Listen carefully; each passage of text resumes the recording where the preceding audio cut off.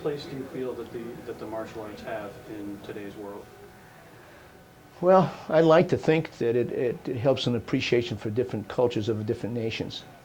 Yeah, I like to have to think that some the people that excel in kicking will appreciate systems that excel in handwork, and vice versa. Uh, People that excel in the striking arts get an appreciation now for the grappling arts. In grappling art, people see the advantage of knowing the striking arts as well as the grappling art. And both the grappling arts and the striking arts should get an appreciation for the weaponry art, which is a different art also. And then you have the shorter weapon like the dagger. You have the longer or intermediate weapons like the stick or sword.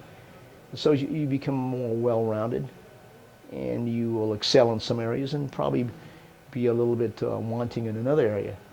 But that goes on forever. And I think if people have that understanding, I think you grow a lot.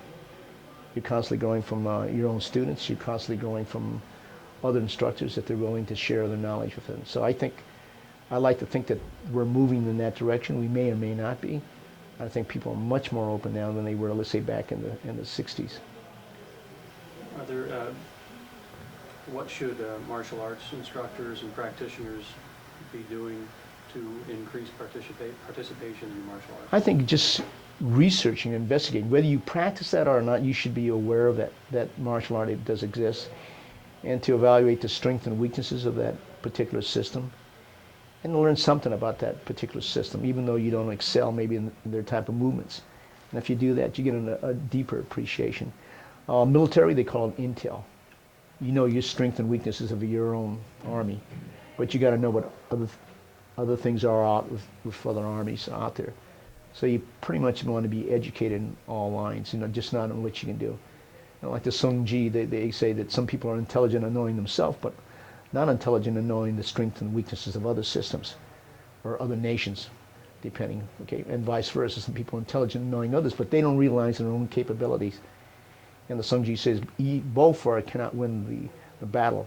But if you understand yourself and you understand different types of opponents or different types of strategies, then in 100 battles, the Sung Ji says that you will not be in jeopardy or in peril, as they said, from understanding that. Sometimes there's other activities going on, and so they're going to gravitate to whether their interest is more in grappling, whether their interest is more in striking.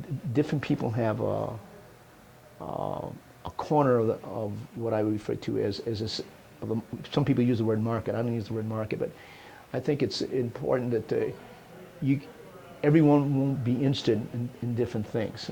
And there's a lot of seminars going on today, and there's a lot of maybe martial art activities. But I'm here at the request of one of my students, and he asked me to come here, so I'm here for them mainly. And if other systems want to see what it looks like, that's good too. If they're not, then in time they might be interested, or they might be interested in other things. Everybody has it. It's like your personal CD collection or DVD collection. You can say, well, I like these 10 pictures. Another guy says, I don't like any of those 10. So he has his own favorite 10, whether it's a CD collection or DVD collection. I call it your iPod collection. Everybody has an iPod collection, but the music or whatever you put on it is different in every iPod. Each guy thinks he has the things that pleases him. That's martial art. I have friends in Kempo Karate, which is one of the systems I studied when. They won't look at another art. I have friends and instructors, in shoot wrestling that possibly might not look at other arts. I have friends and teachers in Brazilian Jiu-Jitsu that they can see the value of learning other arts. Others might not see it, because we can get caught up in our own thing, right? Some people, if it's not Filipino martial arts, they're not going to look at it. That's a drawback too. Others are into Sila. That's a drawback too. Some systems want to be more secretive, so they don't like to make it known. They just pass out flyers or whatever for the people they want to come. So I don't control that part. I'm here for my students here. I think there's on the list there was 12 instructors that signed up. They're from different parts. Some are from Indiana. Some are from Detroit. I have a student right now, Ray Paulson, who's in Detroit giving a seminar. So there's a bunch of people because he's more into the grappling part. And that's good too, that everyone will gravitate to their activity, you know, that they like. And finally, what do you feel your place is for the martial arts or in the martial arts right now? Well, I think everybody has, I don't think I really have a special place. I'm just here to pass on what I know.